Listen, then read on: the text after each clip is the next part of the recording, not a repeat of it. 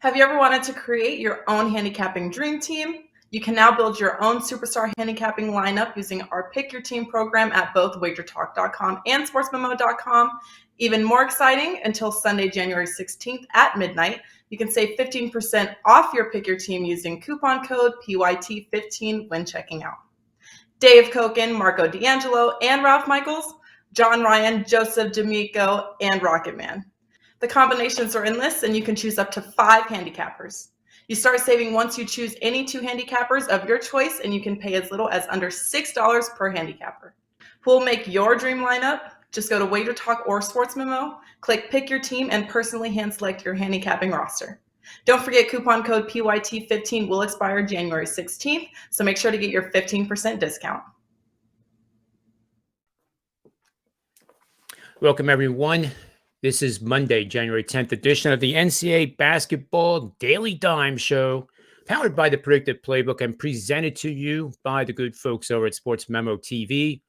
And I'm joined by my co-host, Dr. Chuck, who's very astute at some of these, what I would call off the mainstream type of games, like Bethune-Cookman, for example, which I will honestly admit I don't know even where it's located, but I would take his advice and go with whoever he says. But let's first take a look here, Dr. Chuck, at the Army versus Colgate game. And they are playing at 6 o'clock tonight. The Black Knights are in the Patriot League. This is a Patriot League matchup. Army's 9-6, 8-4 with 1 push against the number. The over is 7-6. Colgate Raiders 4-10 on this season, 3-9-1 against the spread, 7-6 to the over, 2-1 in home games, 2-6 as a favorite. And somehow Colgate, with a 4-10 record, Dr. Chuck, is favored by 8.5 with a big total of 153 points. Where is the betting opportunity in this game? Well, yeah, you mentioned it. The Colgate is usually and was still projected to be the class of the Patriot League again this season, even after losing Jordan Burns. And I think a lot of the value is zapped from this team. And I think that they're still kind of expecting bettors to remember the Jordan Burns days, or just the Colgate, being that team, and not being able to name a lot of Patriot League teams, but knowing that that's a name they see on their bracket when they fill it out, et cetera, et cetera.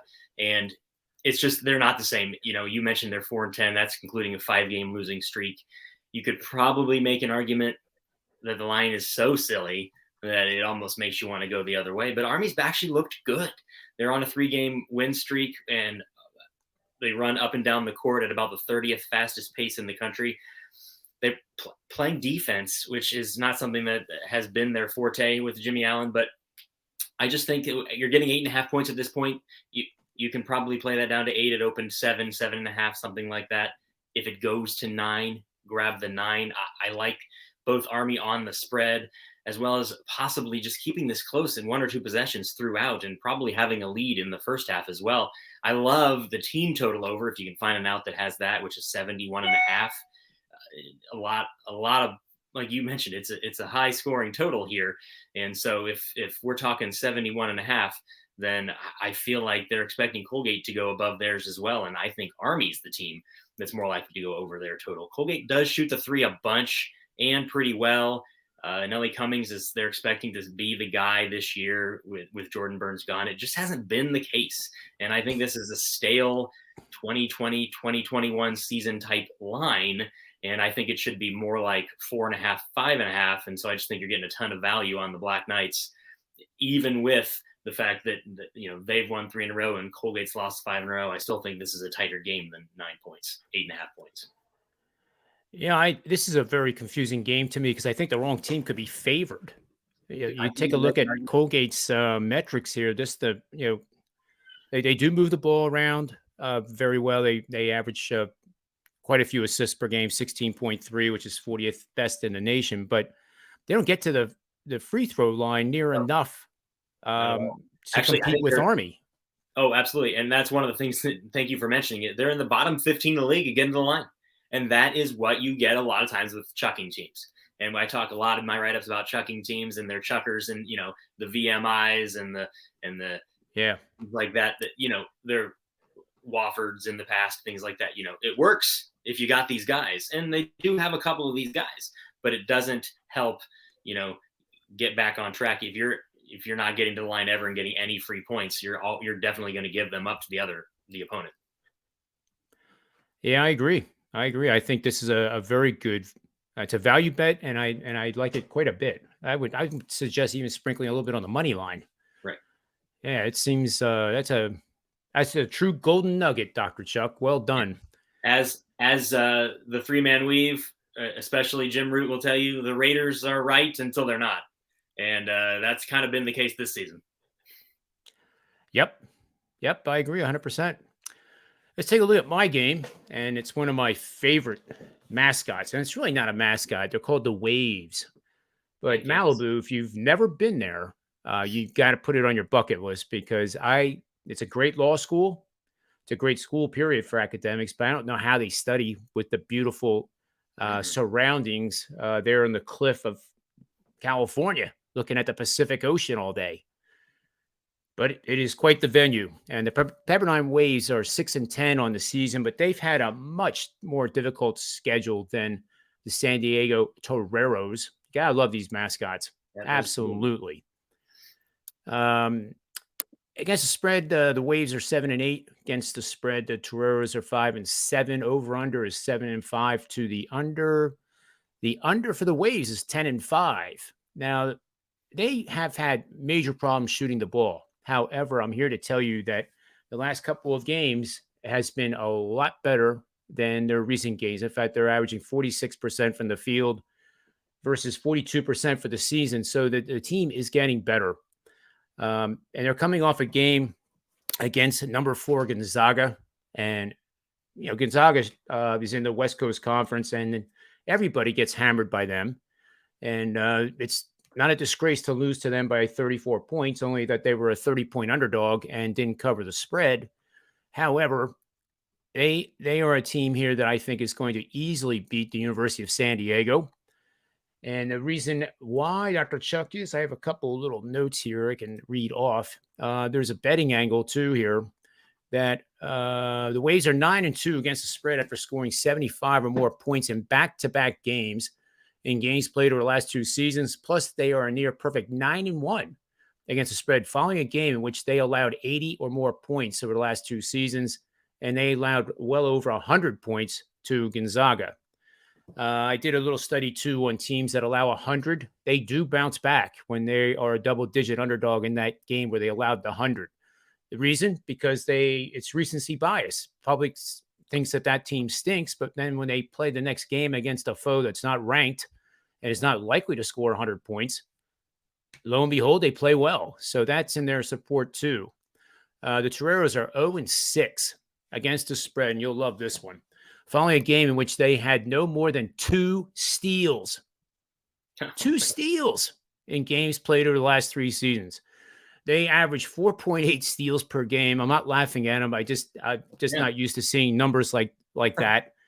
And in case you were wondering, that ranks 337th worst in steals per game out of 357 Division I basketball programs. So I do think that Pepperdine will easily win this game, and I wouldn't be surprised if it's double digits and even as high as 15 points. So let's move over to the third pick, but this is Dr. Chuck's second pick. And this is a one that I said in the beginning of the show is very interesting. I don't know too much about the SWAC. As everybody knows, I'm a Big Ten, Big East, SEC kind of focused guy in the hardwood, but I do enjoy listening to someone like Dr. Chuck who knows these conferences and has done very well betting in them. So we have the Southern Jaguars, who are 9-7 on the season, 10-3 against the spread, going up against the Bethune-Cookman Wildcats, 3-11 straight up, 7-5 and 1 push against the spread. The line opened with Cookman as a 3.5-point home dog. The total is 135 points. So enlighten me, Dr. Chuck, and tell me where I should put my money on this game. Well, you brought it up, John. Drew Martin, it calls them degenerate plays. I talk all the time. Rob Vino and I try to bring it up on Manny's Club. This money spends the same. It spends the same. It doesn't matter if it's in the SWAC, if it's in the MEAC, if we're going Big West. We talked about them last week. It's still the same money. So sure, you could have Nebraska yesterday or the other day. You could have Minnesota yesterday, which I liked, and they lose at the last second in the Big Ten. But you could have a bigger edge and a less tight line in conferences like the SWAC. So you brought it up. We talked about this off air, and I don't want to belabor the fact too much, but this opened 6. I thought that was a small amount short. And then I watched as it just continually dropped. One big jump from 6 to 4.5, from 4.5 to 4, from 4 to 3.5. I don't know if there's any 3s yet. I can't find any information across the entire internet, Twitter, fan forums, if there's something going on with the Jaguars. This is just a flat out better team. We're talking, this is a real, solid team that is scary across all fronts. Sure, the SWAC is going to be rated by Bart Torvik and KenPom as the 32nd conference of 32 conferences. And it's rightfully so. This is where a lot of, money is made. This is where they go to get their checks. You mentioned some of the things. So, Southern played Louisville, Kentucky, Dayton, Kent State, Rice already, Nebraska, hung in with all of them and beat Tulane and Kent State outright. This team deserves the spot they're in, and they rightfully are right in the middle of the pack ratings at both sites. This is a top 20 3-point shooting team in the nation of 358 and a top 20 perimeter defending team in the nation. They shoot over 38% from 3 and hold opponents under 25% from 3. And it's just, the issue with Southern coming into the season is size. They're one of the smallest teams in the entire country. Well, that has wreaked havoc on them, as they are a terrible 2-point defense team, 355th in the country. Well, guess what? They're the same size as a team as Bethune-Cookman, and they're not going to have that problem against this team. They just covered and beat Texas Southern as a 2-point dog, I believe. They just beat Florida A&M as a line that was -2, and this is what that's approaching now. Bethune-Cookman is nowhere in the vicinity of a Texas Southern, even Florida A&M, and I don't understand what's happening with this line. If it gets smaller, far enough down, maybe take the money line. I can't fathom the Jaguars losing. With that being said, take the best line you can get, find the best out you can get. If you're watching this right now, it's 3.5. I think that's amazing. I had this as 8, and I think it might even be further from that. Bethune-Cookman is just, I hate to use adjectives like this, but they're hideous. They're the 347th ranked offensive efficiency and 350th ranked effective field goal percentage in the nation. It's not, it's SWACtion is on Mondays. There's a lot of money to be made. There was a joke earlier that, hey, we finally reached this point in the college season where the game we've been looking for is to be played, and it's Southern versus Bethune-Cookman. Well, no, but there's a lot of games out there that you can make money on. Two of my favorite, in other games, without going too much farther, two of my favorite coaches in the whole country are playing. Mike Jones at Greensboro, Luke Yaklich at Illinois Chicago. Both those lines are wrong. I think you can get that. I didn't say those, but Illinois Chicago -8 or 9 is short. Greensboro probably is going to beat Wofford, and those are a couple other value spots and places that, you don't have to bet the Georgia-Alabama game and hope that Saban loses somehow. Well, that's a good point. I wanted to mention that, we had that big game tonight, and big profits are not made taking, chances on the big game, like the Super Bowl, for example. And this right here should be the same wager that you would have on a wager on tonight's game. You don't go from betting 500 a game to all of a sudden putting on 3,000 just because it's a championship game and a rematch of the SEC championship game. It's really not a good thing to do. That's right. And it's even worse if you win that bet, because then you think that you're smarter than the market. And believe me, when you start thinking that you're smarter than the market, whether it's financial markets or sports betting markets, you'll get humbled real quick. So anyway, I was looking at this too, and I can't understand why this line is finding money on Cookman. I can't find a reason why. And you said 347th in effective shooting percentage. They are horrid. They're horrid. And I know there's parents out there whose sons play on this team. Yeah. I'm not making fun of it. I'm just saying, as a group, this team is not one of the better ones, and they're in the worst conference according to KenPom. Yep. So 3.5, and maybe you do 50% pre-flop now, and then wait till closer to game time and make sure that that Southern has all their players. Yeah, that would be a good idea. Unfortunately, and we talk about this a lot about how amazing it is value-wise for live betting nowadays. You can get out of bad situations like on Saturday when Tommy Malott left the FCS championship game, and it was over at that point. So if you were on Montana State, you had to get your butt out of there somehow, and you can do that nowadays with Swaction. You can't always find an out that's going to have a live play, so it's not as easy. But if you have access to all of them or many different outs, you probably can find someone that can get out of it if something happens late, like a Draymond prop from last night. Right. Yeah. How about that? That was so that's how much Klay Thompson means to him. He wanted to be part of that comeback, and that was quite the scene, to be sure. But would you pay that out if you were the book? Whatever the laws of the land would demand. I have no idea. I have no idea. I mean, you had to be a true insider to know that was going to happen. But that's another topic for another day. There you go. But we gave out 3 good picks here, especially this last one, and make sure you double check the injury reports when we get closer to game time. I'm sure somewhere there'll be something, some kind of an announcement that tells you there's no injuries, or it tells you who's not playing. And it could be COVID, it could be anything. But I do think that if this line stays here at 3.5 or even goes lower, the money line, like Chuck said, is a bargain. So we're going to keep our eyes on that one for sure. So Chuck, thanks for your time again. As always, it's always a pleasure doing shows, especially when it's just you and I, just a duo. It's kind of fun, Yeah. And thanks to everyone for watching the NCAA Daily Dime Show. And take a moment to subscribe and hammer that bell so you never miss another episode of any of the sports shows that we do on the SportsMemo TV platform.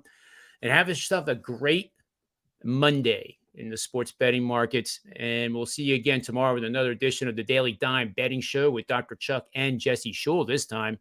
So until then, remember that with your head and not over it, and may all the wins be yours. Have you ever wanted to create your own handicapping dream team?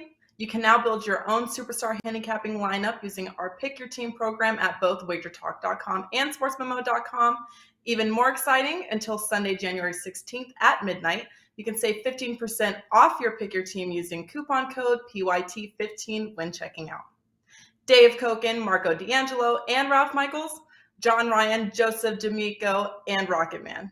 The combinations are endless, and you can choose up to 5 handicappers. You start saving once you choose any 2 handicappers of your choice, and you can pay as little as under $6 per handicapper. Who will make your dream lineup? Just go to Wager Talk or Sports Memo, click Pick Your Team, and personally hand select your handicapping roster. Don't forget, coupon code PYT15 will expire January 16th, so make sure to get your 15% discount.